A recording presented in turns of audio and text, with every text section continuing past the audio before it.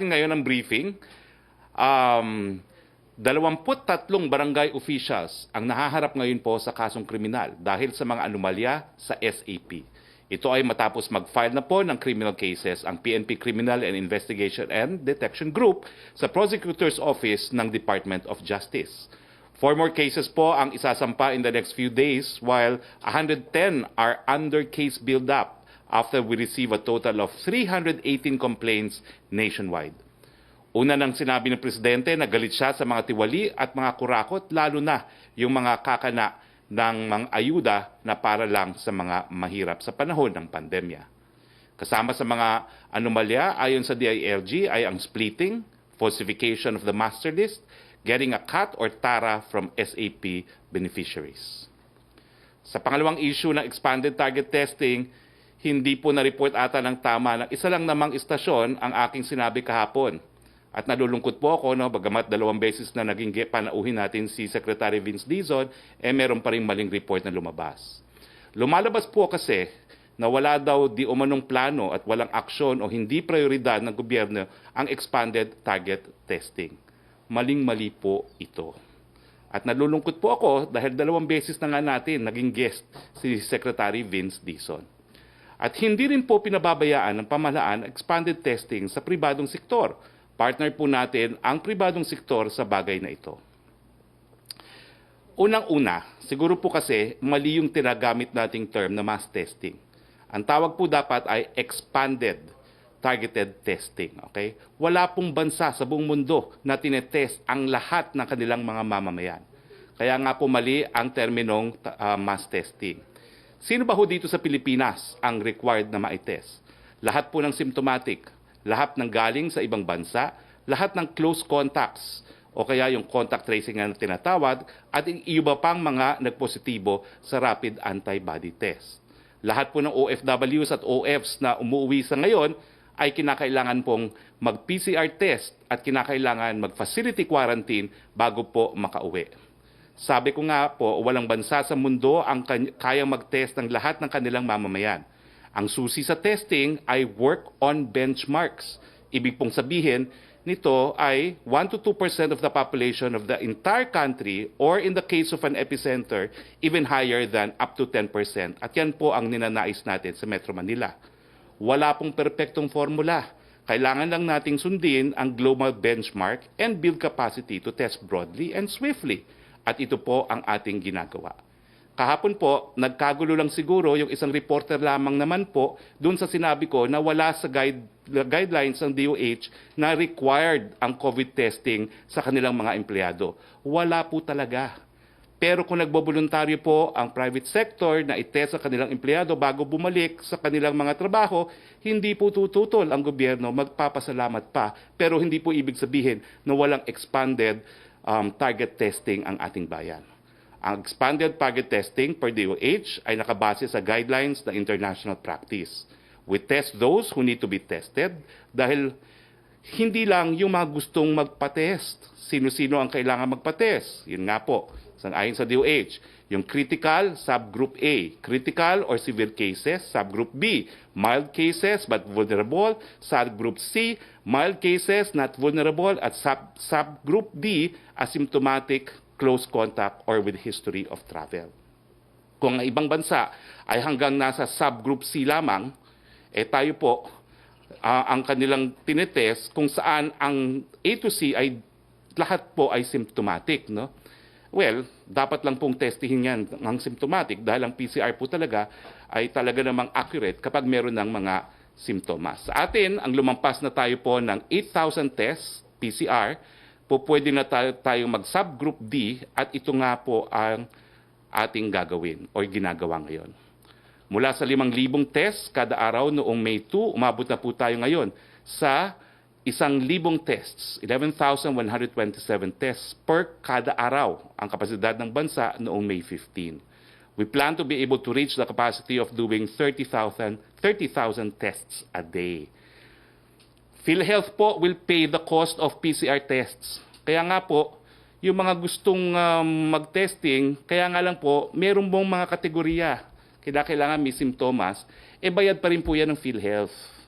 Ngayon, ang binabayaran po ng mga empleyado na inexplain ko kahapon ay yung mga rapid test kits, no, na voluntaryo naman nilang binibigay sa kanilang mga empleyado. Dahil ang rapid test kits po ay hindi pa po nare-reimburse ng PhilHealth.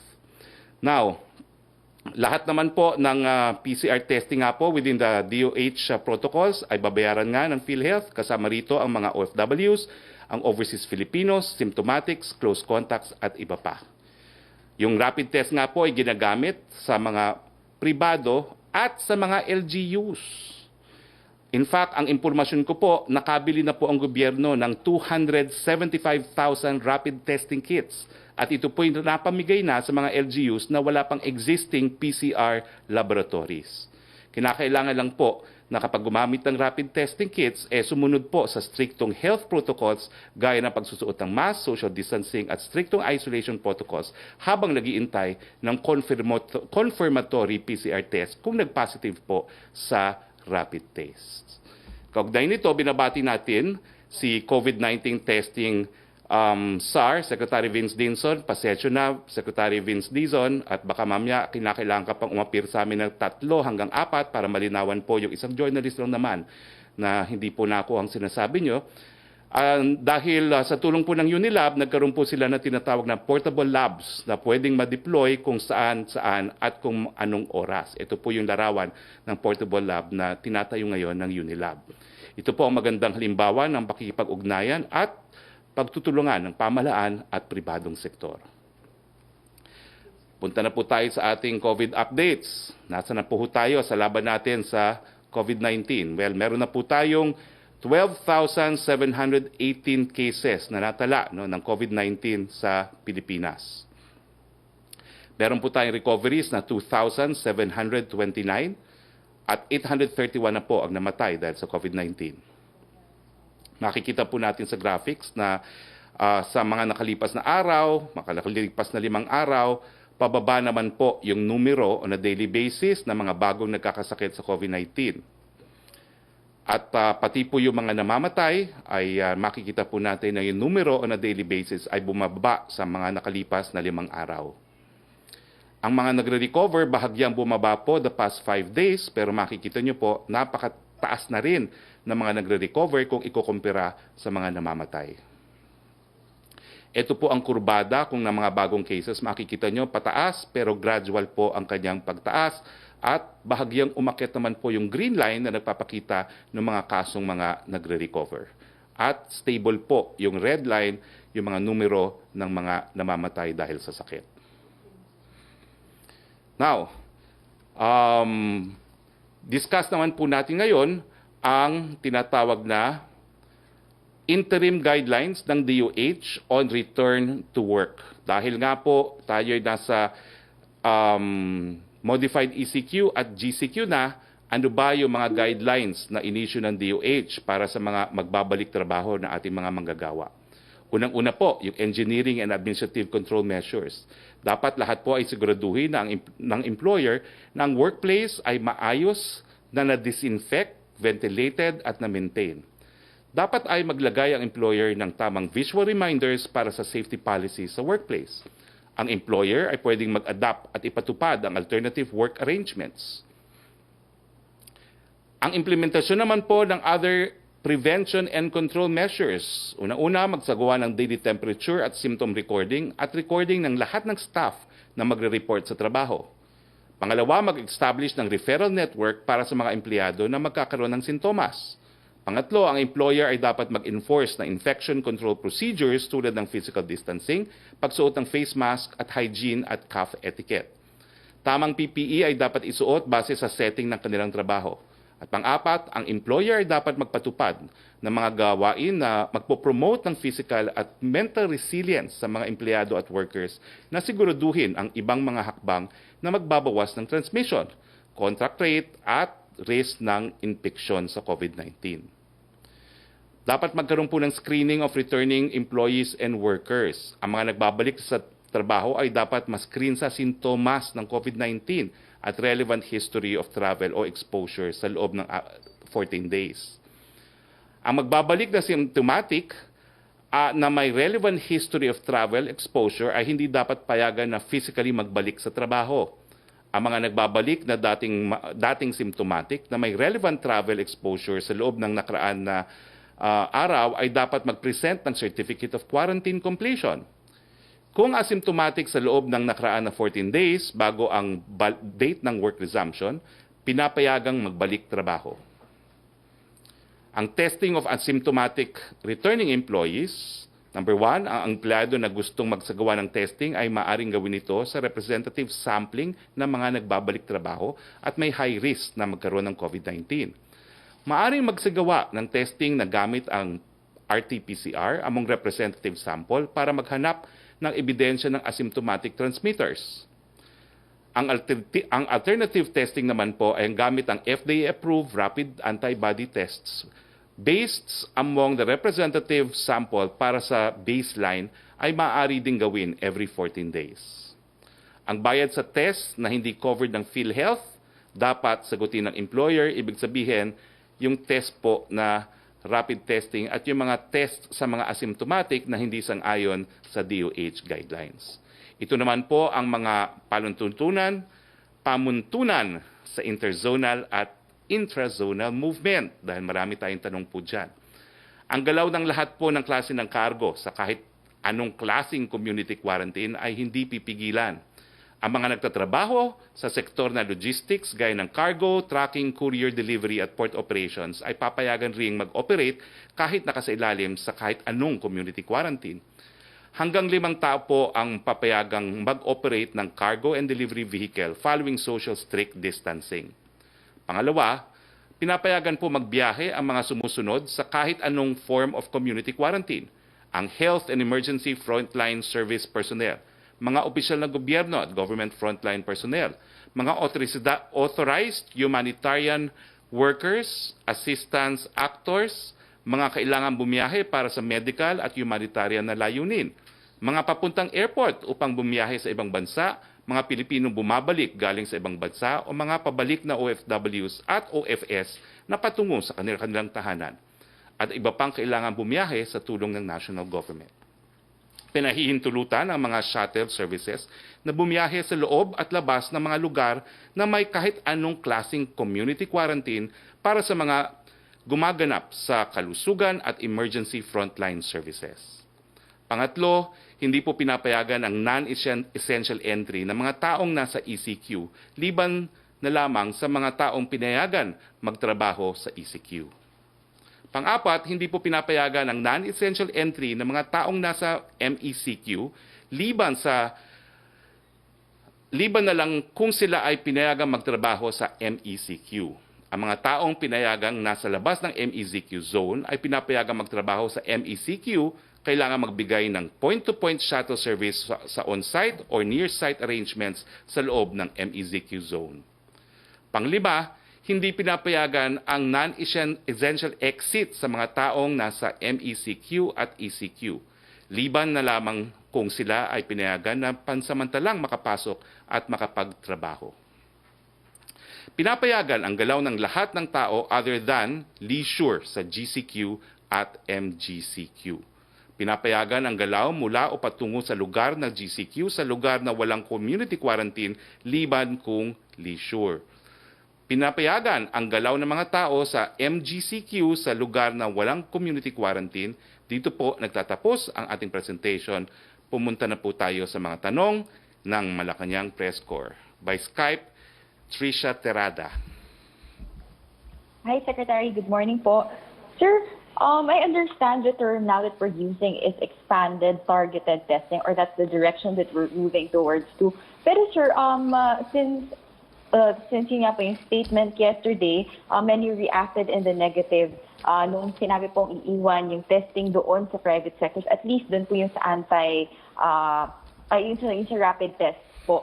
Pero sir, the question now is, bakit po hindi magawa yung mass testing? I understand there is global shortage, but many people are asking, bakit po yung ibang mga bansa, despite the global shortage, nagagawa po nila magkaroon ng mass testing na natitest even the asymptomatic patients po? Is it a problem of budget, the laws, or quite constricting? Mali kasi yung term na ginamit mo, kaya tuloy nagkagulo sa Twitter. Kaya nga po, ang pakiusap ko sa ating mga kasama sa media, ingat lang po sa reporting, no? Kasi yung lumalabas, Trish, sa report mo, wala tayong expanded testing program, wala tayong kahit anong programa sa gobyerno na hindi naman totoo. Yung reaction ng tao sa Twitter, ganyan po ang reaction pag hindi tayo nag-ingat sa reporting. And although, I have to say na ikaw lang naman ang naglabas ng report na ganyan. I have to say that and get it out of my system. So anyway, hindi po mass testing ang ginagawa natin. It is expanded, targeted testing at wala naman pong bansa sa mundo na lahat ng kanilang mamamayan ay tinetest. Kahapon siguro nagulo ka kasi sinabi ko yung ginagawa nila sa Wuhan dahil sa second wave gusto nilang i-test yung 11 million residents of Wuhan. Pero sa Wuhan lang po yun, hindi nila kakayaning testing ang lahat ng mga Chino dahil bilyon nga po ang kanilang population. So nalulungkot ako, Trish, na bagamat 2 beses na nag-guest sa atin si Secretary Vince Dizon, ang lumabas pa sa report mo, wala tayong polisiya para sa expanded testing. No? Meron po, kaya nga po inulit ko po muli. Uulitin ko po uli kung gusto mo. No? Pero ang kasagutan po sa tanong ninyo, meron po tayong expanded target testing. Siyempre po, sa simula, mahina po yan. Bago po kasi itong sakit na ito, bago yung mga teknolohiya, mga laboratories na ginagamit para i-testing sa sakit na ito. Yes, kakaunti tayo nagsimula, pero we're aiming now for 30,000. Maling-mali po yung report mo na wala pong kahit anong priority na binibigay ang gobyerno sa testing. Kaya nga po, si Vince Dizon, ang titulo niya, Deputy Implementer at saka happy po ng T3, Test, Trace, and Treat. I hope I have made myself very clear. And if you need further instruction or education on the country's testing program, please approach me. Pero sa panahon ng pandemya, nakikita po natin kung anong reaksyon sa mga hindi namang tamang mga reports, Trish. Sorry to say so. Next question, sorry, please. I have to correct that with your indulgence. Well, you don't have to correct it if you don't want to, pero you're not Yeah. doing the entire nation a service for doing that, no? And yun nga po, sir, I'd just like to correct that I didn't report about it. But anyway, sir, moving on. I think you also have to rectify your report, no? Kasi it really caused public uproar, no? At mali naman po. Kasi nga po, this has become a private partnership. It's not because of lack of funds. It's because everyone gives priority to testing. Kasi yan nga lang po ang ating paraan para malaman kung saan ang ating kalaban. But again, I have to say it, no? I cannot do my job without, sabi ng lahat, wag ko na raw pansinin, Trish, no? Hindi, I have to call you out. Kita mo naman yung naging resulta ng inyong reporting. At ikaw lang ang nag-report na ganyan. Buti sana kung lahat ng Malacanang press corps nag-report ng ganyan, I would say ako nagkamali. Pero you took my statements out of context. Nagpanik ang publiko. Sa panahon ng pandemic, you have to be responsible for what you report. Next question, please. Yusek Roque. Okay, from Secretary from Argel Geducos ng Manila Bulletin, sa case po ng events, bawal pa rin ng indefinite. So what will happen dun sa may mga existing contract na like birthday party, wedding, etc.? Dapat bang mag-refund ang events organizer, events place sa mga customers nila? Ang ini-insist kasi nila, nasa kontrata yung force majeure, meaning kahit anong mangyari, hindi sila accountable at walang refund na mangyayari. Valid ba ito? Ano po ang guidelines para dito? Napakahirap naman po mag-abogado para sa buong bayan. Hindi ko po trabaho yan. Tagapagsalita lang ako ng presidente at ng IATF. Siguro by way of answer, meron pong provision sa New Civil Code on force majeure. No? At ang force majeure is a ground for rescinding a contract. So please consult your lawyers. But I do not feel that I should act as lawyers for the entire nation. Paumanhin po. Yes, next question please. From Mylene Alfonso ng Bulgar, according to Senator Ralph Recto, dapat ibigay pa rin ang second tranche sa mga sub-beneficiaries even if the residence has been downgraded to general quarantine area. Klaro sa records ng debate that it should be given in 2 installments and it's not linked to the quarantine status of the place. Hindi sinabi doon na kapag downgraded na ang quarantine, we abort the grant of scheduled aid. Kung mayroon pong balanse na kalahati, mga 100 billion pesos, kung 2 gives, bigay na kaagad yung other half, lalo ngayon na mayroon na pong listahan. I agree po, no? At ang gobyerno naman po, gaya ng sinabi ko kahapon, we are giving to more than 18 million during the first and the second tranche. Now, ang presidente nga po, unang-una, kaya nabago po yan at nagkaroon ng komplikasyon ng konti, ay dahil siya po yung nagsabi na bigyan ng lahat, kaya nagkaroon ng additional 5 million beneficiaries. Pero dahil nga po sa kakulungan ng pondo, dahil 205 yung binigay, yung 5 million additional beneficiaries po sa reporting natin kahapon, in-include na po natin sa second tranche. So, all in all po, we will be giving to 18 million beneficiaries in the first and second tranche. Joseph Morong. Sir, good morning. Yes, good morning. Relax. Pero alam mo kasi, Joseph, kaya napakahirap nitong trabaho natin. Kinakailangan natin to be very careful with how we report kasi kita mo naman kung paano nagre-react ang publiko. But yes, I take your word for it. I'm more relaxed now. Sir, no, just to be fair, no? That's why we've been pushing this issue, no? Like definition of terms and whatever. Just a little bit on this, but I'd like to read through a soundbite from you, 12:49 p.m. Well, as much as possible po, ano? Meron tayong in-increase natin yung capacity natin. Kaya nga we are aiming na aabot tayo sa 30,000. Listen to this next sentence. Pero in terms of mass testing na ginagawa ng Wuhan na 11 million, your quote, wala pa pong ganyang programa. At iniiwan natin sa pribadong. Well, hindi that was po, a soundbite, sir. To be fair. okay. Well, Joseph, I've actually answered this, but I will respond to you very clearly. Literally, I compared the situation to Wuhan where they seek to test all 11 million residents. Hindi po natin gagawin yon sa buong Pilipinas. Hindi nga natin magawa po yan sa Metro Manila.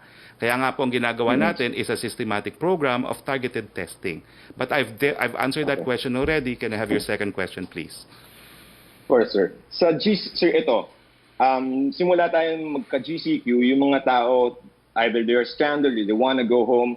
Ang overarching principle, ang pwede lang gumalaw in terms of movement are nasa GCQ, right? They cannot enter MECQ just for soundbite purposes. Para medyo, if they're considering traveling to their homes, you have a guidelines. Yes, pinagbabawal pa rin po ang pagpasok sa MECQ galing sa GCQ except for essential travels. Sir, yung pong pagbayag natin na pumasok sila dun sa essential travels, parang hindi na natin sila nire-require mag-quarantine. Tama ba? Pagpasok sa GCQ... Halimbawa, GCQ ako. May trabaho ko sa Maynila, di ba? Papasok ako sa MECQ. Normally, before we open up the MECQ, requirement yung quarantine period na 14 days. But with this present setup, that's not required anymore, correct? Well, bago lang po kasi itong MECQ, no? Ilang araw pa lang pinapatupad, no? At ito naman po ay very limited yung mga taong ganyan na kinakailangan mag-move from GCQ to MECQ, no? Pero at the same time, wala naman pong prejudice ito doon sa requirements ng mga local government units. Meron pa rin pong mga discretion ng local government units to impose either quarantine certificate or health certificate. Alam ko po, dyan sa mga probinsya ng Rizal, yan pong pinapatupad nila. Kasi nga po yung mga farm workers, bagamat nakiusap nga po kapag farm workers, kilalanin naman natin yung DA circular na dapat hindi po hinaharang ang mga farm workers dahil baka magutom po ang Metro Manila. Sir, last na lang. Sa GCQ areas, you mentioned before, no, and even in the guidelines, allowed yung mga beach activities in GCQ areas. First, soundbite, is it really allowed as an activity, yung mga beach areas natin? And then second, if may mga LGU who would go against that IATF guideline, can they do that? Ang alam ko po, ang GCQ, wala pa rin pong tourism, no? Wala pa rin pong tourism, no? So yun po ang alam ko. Wala pa rin tourism. Swimming activities? Swimming activities po, I suppose, dahil inalawang swimming, yun ang sinasabi mo. Correct, yeah. Okay. Well, Boracay, I'll have to clarify that, pero ang alam ko po, bawal pumunta dun sa beach para mag-swim kasi that is tantamount to tourism. Pero tatanong ko po sa IATF, yung mga lokal, kung gusto nila mag-swim as by way of exercise at allowed naman ang swimming as an exercise in GCQ, kung papayagan, I suppose pwede naman po. Hindi lang po pwede mang-akit ng mga turista na mag-swimming sa Boracay. Yusek Roque. Well, I think Okay, Secretary from Rose Novenary of Hataw, simula na ngayon ang big-time oil price hike. Kahapon ay inalis ang price freeze sa basic commodities, tumaas ang singil sa kuryente, marami ang nawalan ng trabaho at hindi pa pwede magtrabaho. Walang public transportation para sa mga pumapasok at wala pa rin ang mass testing para sa mga mamamayan matapos ang mahigit 2 buwang lockdown. Ano po ang konkretong plano ng Malacanang para maibsan ang kalbaryo ng mga mamamayan? Well, alam niyo po, talaga namang alam naming mahirap ang buhay ngayong panahon ng COVID, no? At hindi po namin dinidinayan. Kaya nga po ang gobyerno humahanap ng paraan para mabigyan ng ayudang lahat. Ang presidente went beyond the numbers imposed or provided by Congress dun sa mga numero ng bibigyan ng ayuda. He wanted to give more and he stands by his position na kung makakahanap ng pera, bibigyan pa niya ng mas maraming ayuda ang ating mga kababayan. Pero sa ngayon po, yung tinatawag na pag-lift ng price control, pinalitan naman po yan ng SRP, yung Suggested Retail Price, na pinatutupad pa rin ng DTI. At tuloy pa rin naman po yung ibang ayuda na pinamimigay natin. Kanina po, nasa television din yung Department of Agriculture, meron po silang bagong programa na pautang para sa mga magsasaka at mga mangingisda. Ang DTI po, meron din bagong pautang sa mga small and medium scale industries at patuloy rin po yung pagbibigay natin ng salary subsidy sa mga empleyado ng SMEs, no, small and medium enterprises. Gagawin po natin ng lahat para maibsan ang hirap. Kapit-bisig po tayo, Rose. Okay. Ang second question ni Rose, ang gobyerno po ang may pondo at responsibilidad sa public health. Bakit ipapasa sa pribadong sektor ang mass testing? Kailan po magiging unang prioridad sa national budget ang Department of Health? Again, inuulit ko po, ang tamang term na gamitin ay expanded targeted testing. At yan po ay ginagawa ng gobyerno. Ngayon, ang ginagawa po ng private sector, sinusupplement nila eh. Hindi naman rin-require po ng DOH na bigyan ng rapid testing yung mga bumabalik na mga empleyado. Pero kung gusto po nila, bakit naman natin sila pipigilan? Dahil this is one way of also expanding our targeted testing. No? So sa akin po, hindi namin tinatransfer yung responsibility kasi nga, ang katunayan, ulitin ko po, wala namang bansa na tinetest ang lahat ng kanilang mamamayan. Hanggang 1 to 2% po talagang tinetest dahil that will give us already a very good picture of the extent of the infection. Wala pong pagkakaiba yan dun sa mga survey na ginagawa para malaman yung mga voters' preference. No? Hindi naman po tinatanong ang lahat ng Pilipino. Titest natin yung tamang representative sample pursuant dun sa tinatawag nating random sampling method. Pia Gutierrez of ABS-CBN. Hi sir, good afternoon. Sir, based doon sa recent resolution ng IATF, resolution number 37, yung areas outside the ECQ and MECQ stay under the general community quarantine. Ang question ko po, can we say na wala na yung classification ng modified GCQ for low-risk areas even if may guidelines na inilabas para dito ang IATF? Well, na-define na po natin yan no, doon sa guidelines. Pero sa ngayon po, lahat ng areas ay under GCQ pa rin. So pag meron na pong mga areas na na-declare under modified GCQ, yung definition po kung ano yung modified GCQ will be applicable to them. Sure.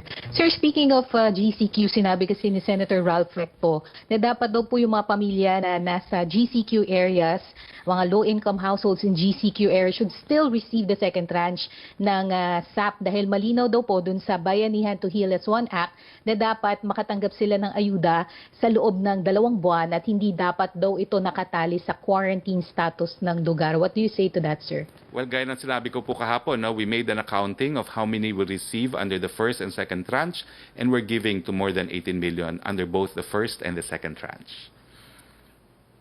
Pero hindi po ba that the same households should receive 2 tranches of emergency assistance under the social amelioration program, sir? Let me put it this way. Based sa Bayanihan to Heal Act.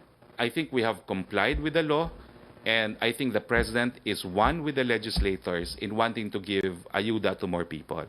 Kaya nga lang pong issue sa natin kukunin. Kung makahanap po tayo ng additional pondo, syempre, bibigyan pa ng additional na ayuda ang mas marami pang Pilipino. Okay. Last question, sir. Sir, what are we doing to boost our healthcare system to deal with surges of cases? Kasi nabanggit nyo po kahapon na meron tayong 13,000 na remaining hospital bed capacity. Are we doing something to improve that, sir, to prepare just in case na meron tayong significant spike of cases?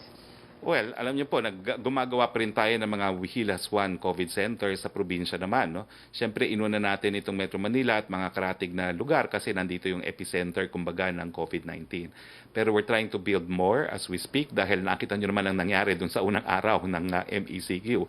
Dagsaan ng tao at talagang sigurado naman na kapag magpapatuloy yan, mas maraming magkakasakit. Kaya nga po, ang panawagan natin, naku po, naka-community quarantine pa rin po tayo. Stay at home kung hindi naman po kinakailangan lumabas. Yusek Roque.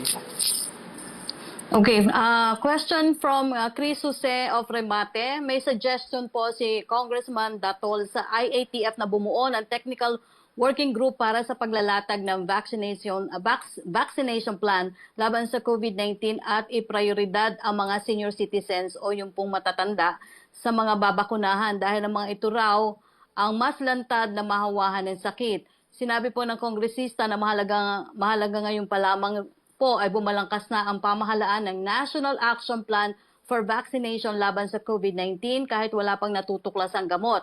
Batid naman po ng lahat na prioridad ng pamahalaan na mabigyan ng bakuna ang mga may sakit, pero pwede po bang mabigyan ng bakuna ang mga matatanda na wala namang sakit o hindi naman tinamaan ng COVID-19? Well, bago pa po magsangguni o magpayo si Congressman Datol na ating kaibigan, ay meron na po tayong plano. No? Meron na po tayong tinatawag na National Vaccination Plan. This has been in place not only for yung existing mga vaccines but also in anticipation na magkakaroon po ng vaccine laban dito sa COVID-19. And what I will do is I will send the request to the DOH to give priority to the senior citizens. Pero sa tingin ko naman po, that goes without saying dahil identified naman po na most vulnerable groups ang senior citizens. Joyce Balanzo. From Catherine Valen. Yes, good afternoon, Secretary. Marami pong reklamo ngayon ng high electricity charges ng Meralco. Marami pong nagugulat nung nakuha nila yung bill nila. Nakarating na po ba ito kay Pangulong Duterte and how do we plan to help them? Kasi po sabi nila kahit papayagan ng Meralco yung staggered payments na 4 months, malaki pa rin po yung babayaran nila sa kuryente. I believe the ERC has asked the Meralco to explain, but are there specific directives po from Palace para tulungan yung mga kababayan natin? Well, this matter po kasi falls within the jurisdiction of the ERC. Nagagalak naman po kami that ERC acted swiftly even without intervention from the Palace. So, inaantay po namin action ng ERC dahil lahat naman po tayo sinisingil ng mas mataas ngayon. No? So, tingin ko naman magkakaroon niya ng adjustments. Dahil ang tingin ko dun sa metro ko mismo, ang tingin ko sa metro ko, dahil hindi nga nabasa kung ano lang yung history. No? Pero tignan ko naman, sa tingin ko naman po, gagawa ng guidelines yan ng ERC at ipapatupad naman po ng Meralco.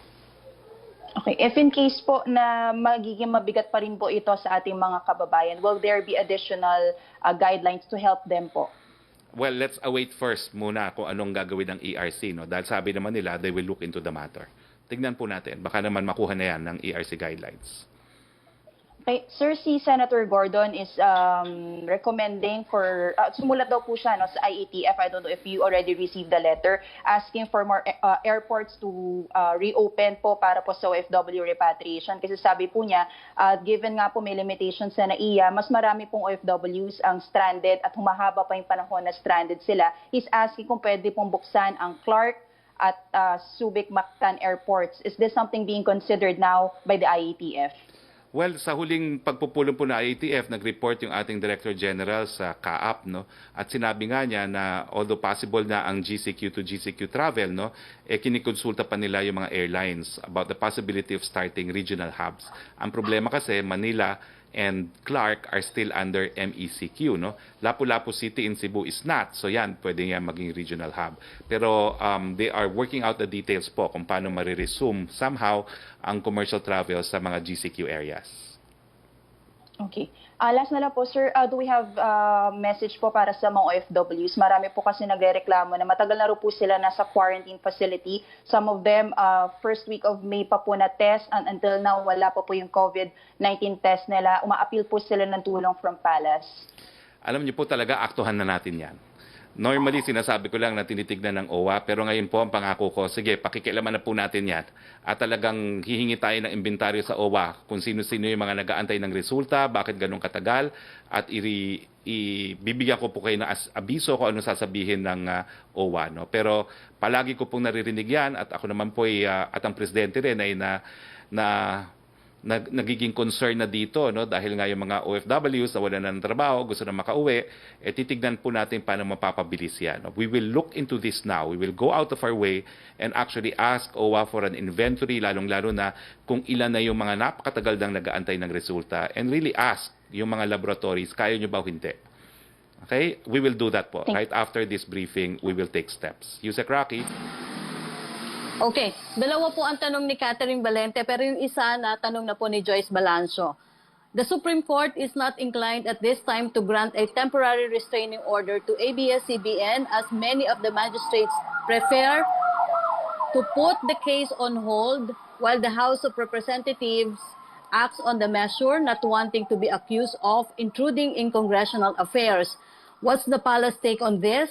Does the President share the same opinion on this matter?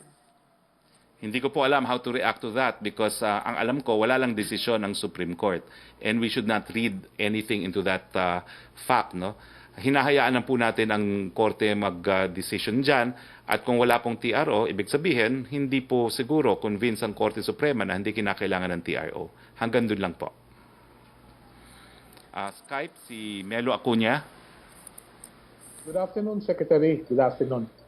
If we look forward, has the government appropriated funds for the Department of Education because there are stringent measures on social distancing? So this may require new school buildings and new teachers. Would the DepEd have additional budget so far? Kung kinakailangan po ng extra budget, hihingi po tayo. No? Pero as of now, we're working on the budget approved by Congress for the year 2020. Meron po tayong Bayanihan We Heal as One Act pero wala pong provision doon, no, for extra funding for the DepEd. Titignan po natin kung kinakailangan, hahanap tayo ng source of pondo kasi hindi naman po pwedeng magkaroon ng supplemental budget na walang source of revenue na pagkukuhanan. Yeah. There was a press briefing a while ago by the Alliance of Concerned Teachers calling on the government to reconsider the school opening.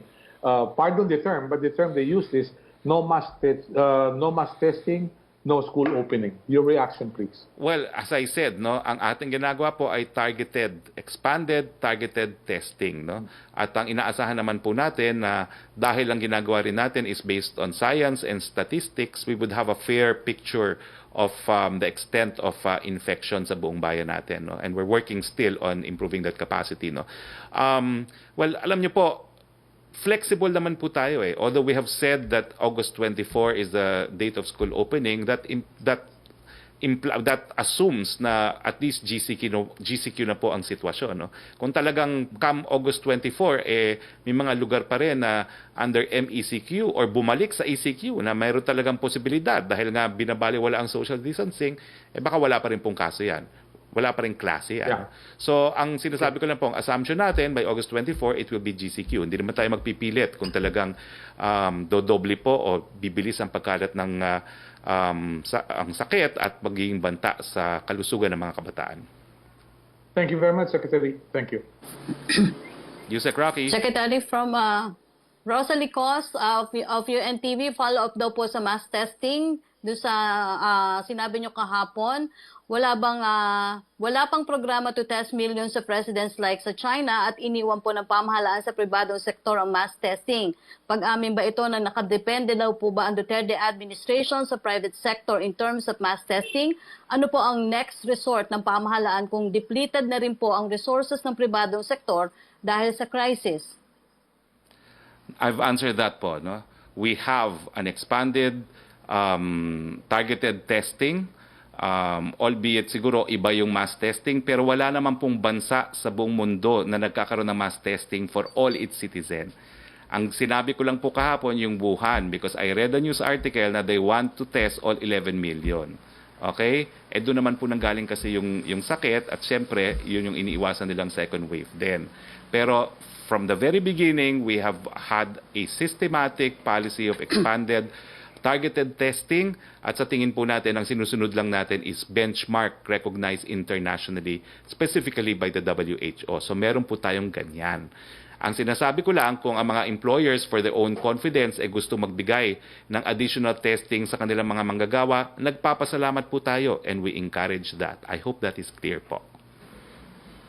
Opo, ang second question niya, pero afford po ba natin ang second round ng ECQ gayong may probability na po ng second wave dahil sa nangyari sa first day ng MECQ? Ano daw po ang mas preferred ng Duterte administration? Ang nakalagay dito, mass testing or second round ng ECQ at bakit daw po? Ross, we are pursuing the targeted, expanded targeted testing. We even appointed a testing SAR, si Secretary Vince Dizon nga. So we're taking testing seriously. It's the only way we can identify where the enemy is. Pag nalaman natin kung nasa ng kalaban, then we can isolate and we can cure. Okay, meron na lang po tayong tatlong tanong, Secretary, from Francis ng Daily Tribune. May we get palace reaction sa naging pagbisita ni Pangulong Duterte sa Davao City? Aside from visiting his family and having a first-hand look on the COVID-19 situation, may naging other activities po ba daw siya? Will he also be planning to visit other places in the country affected by COVID? And Typhoon Ambo, ano po ang magiging agenda ng meeting ng IATF today? May major announcement ba siya later? Wala pa po akong ibang balita sa ginawa ni Presidente dahil bumalik lang po siya kagabi and we will be meeting with him. Ilang membro ng IATF will be meeting with him tonight. I will give you po an update. Opo. Question from Marita Muahe. Ang rapid test kit po ba para sa mga pulis na frontliner, kailangan nilang bayaran from their own pocket? Well, ang gobyerno po, initially, nagbumili na po at nandito na ang 275,000 rapid test kits. Pinamigay po yan sa mga LGUs na wala pang PCR labs. So talagang ginagamit naman po natin ang rapid test kits kapag wala pang available na PCR. Obviously naman po kasi, although we are aiming for 30,000 PCR tests, sa ngayon po wala pa tayo doon, no? Nasa mga 12,000 pa lamang tayo at napakadaming mga babalik sa trabaho, no? In excess of the daily capacity. Kaya po, ang private sector ay gumagamit ng rapid test kits. Pero yan po, ginagamit po riyan in conjunction pa rin with PCR. Kapag nag-positive sa rapid test kits, kinakailangan ng confirmatory test sa PCR. So, we expect po, meron akong nakuhang data, nakalimutan ko lang kung ilan yon, no? But we have also placed additional orders for rapid test kits. If I'm not mistaken, it is more than 2,500. Well, sandali po. Unang-una, yung additional na in-order natin for PCR is good for 1.6 million Filipinos. Okay? Pero dun sa rapid test kits, I cannot remember, but we ordered, if I'm not mistaken, alam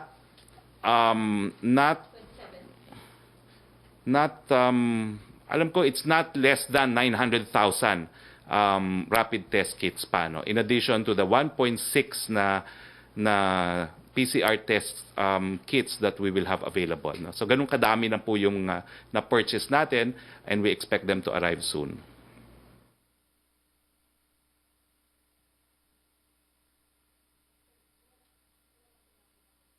Okay, nawala po si Yusek Roque. So, dahil wala na po tayong ibang mga katanungan, again, this is sa ngalan po ng inyong Presidente, President Rodrigo Roa Duterte. Ito po ang inyong spokes, Harry Roque, saying, keep safe Philippines.